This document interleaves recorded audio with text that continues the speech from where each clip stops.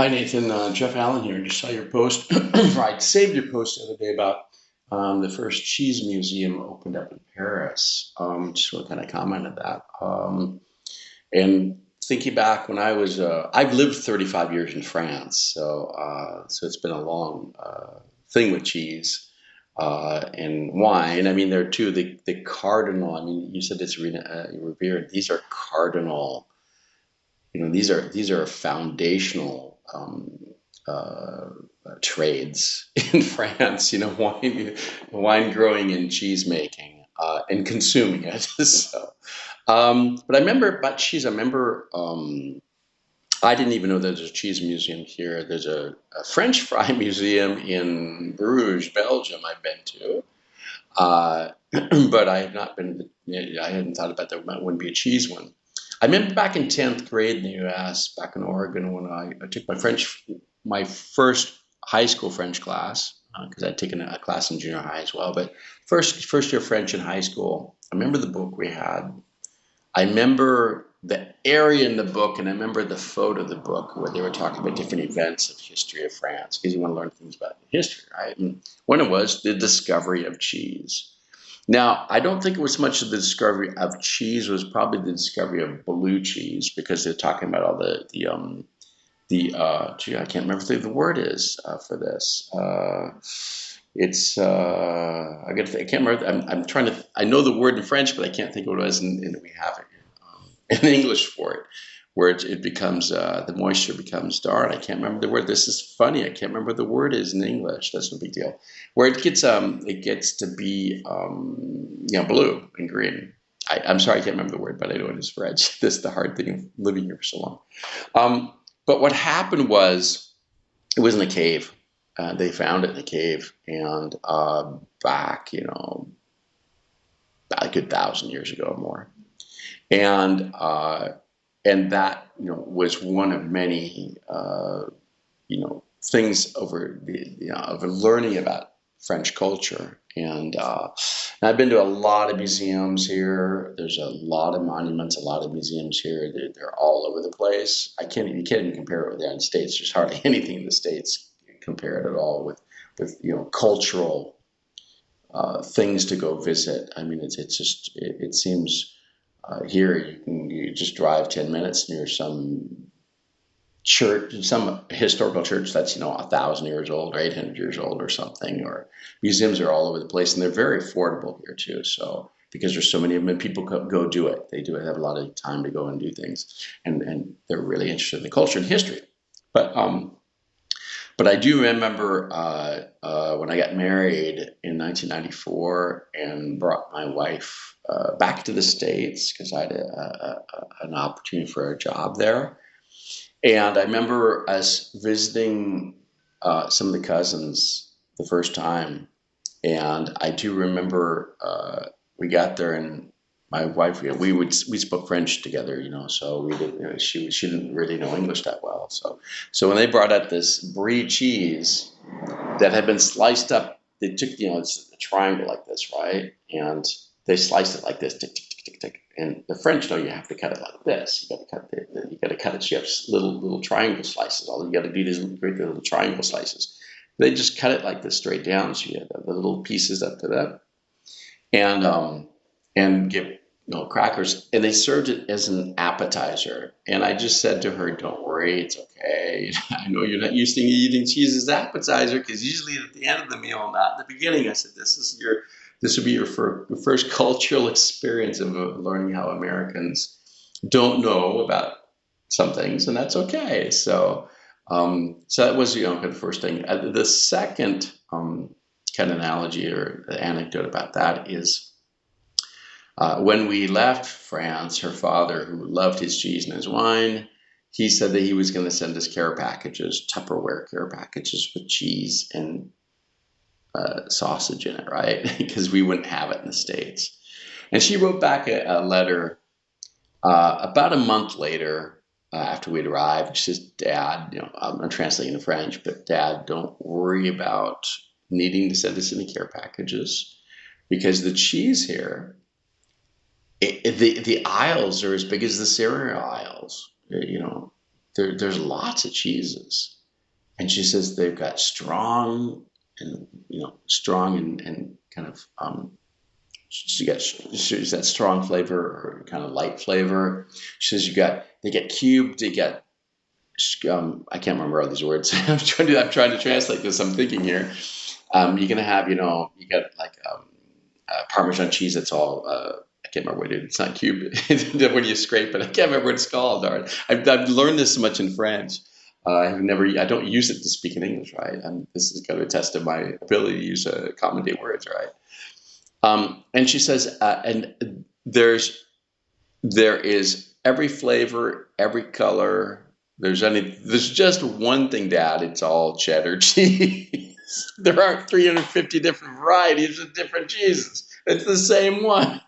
So just 350 different ways to make the same cheese.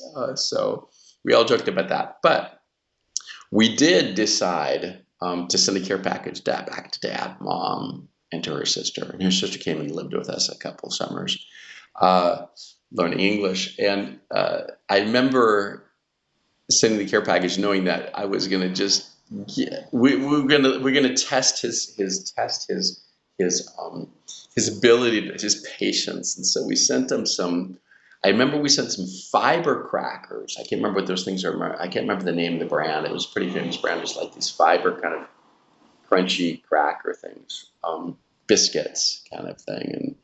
But we sent Cheese Whiz. We sent a can of Cheese Whiz with the crackers in the care package, and he would not touch that with a 50-meter pole. He would not choose it. This was a blasphemy from anywhere to send a can of Cheese Whiz, right? And so we came back for Christmas and we ate the Cheese Whiz with the crackers with their sister, right? It was in this cupboard. It was sitting back there. But so those were a few of the kind of the memorable things. Another one too. All these examples, all these Americans that don't know. So I had a cousin come and stay with us. He was on a business trip, and he said, "Well, let's kind of go out to whatever." We stayed with me. He said, "I got my corporate card, and we can go to any dinner you want." So we had just moved into town, and so we were asking around what's a good restaurant to eat at. So we went there, and he and I arrived. My wife was parking the car, and we weren't all dressed up, right? This is the place you want to dress up to, and we didn't know. And he's in like thongs and or sandals and thongs. And he's got his shirt hanging out of his his shorts and stuff. And we come to this restaurant, and the waiter comes up and says, "Can I take your coat?"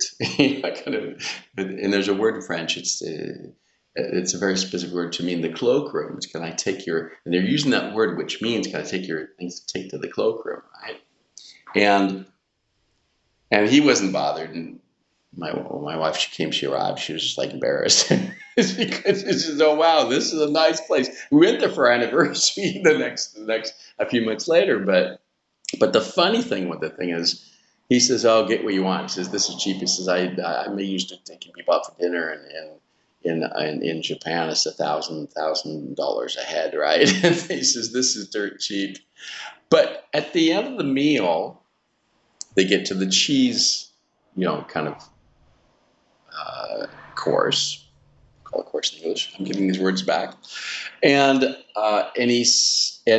so I kind of made a joke about the waiter. The server said, he says, "Would you like some cheese?" My wife had a little piece, and I said, "Well, can I have a little test of the horizons?" And a test of the horizon, and the waiter knew what I was saying.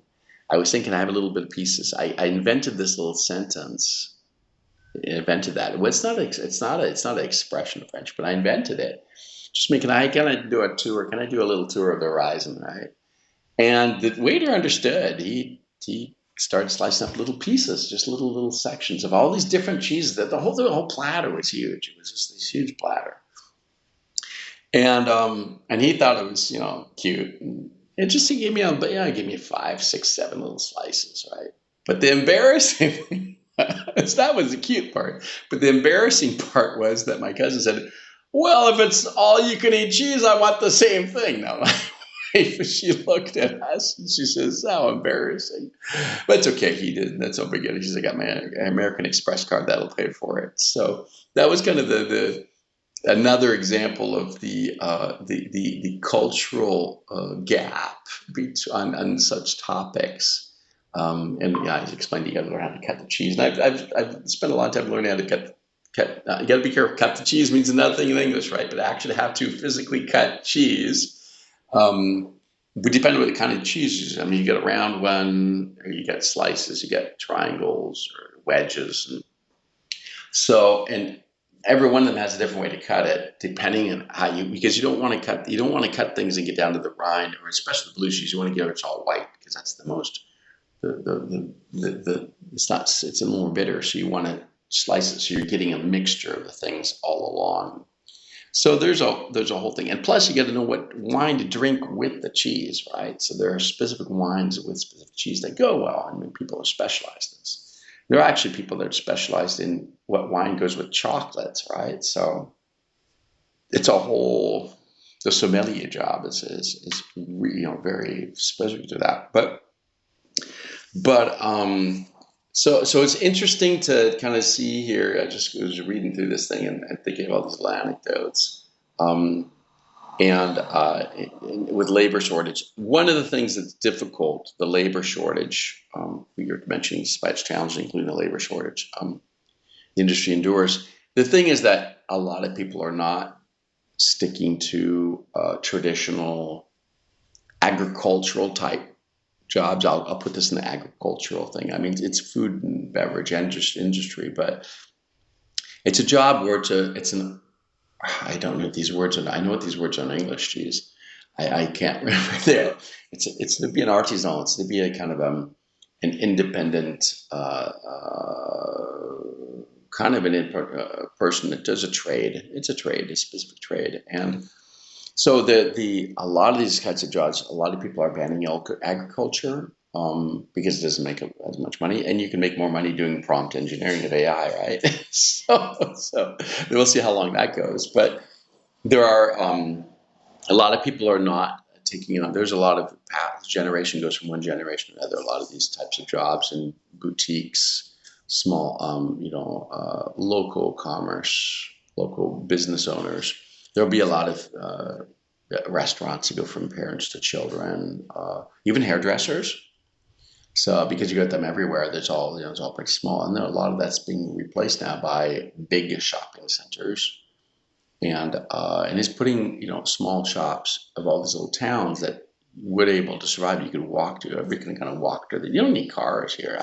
Here in town here, I can walk to all the. Literally, it's 2 minutes to walk down here, and we're in a mid-sized town. I think of 15,000 people, and just walk down and go all the commerce and local commerce. Now, if we want to go to the bigger shopping center, we got to take the car. I mean, you could still walk there; it's still possible, but it's possible you can pretty much get anything. And we have a little supermarket just probably 100 yards away, 150 yards away. So it's possible to do every kind of the shopping daily things, and I've kind of got accustomed to doing that. So I'm eating less cheese now for health reasons, and haven't probably had any wine or beer for probably 6 months as well. I'm just kind of be careful with that and cholesterol and all that.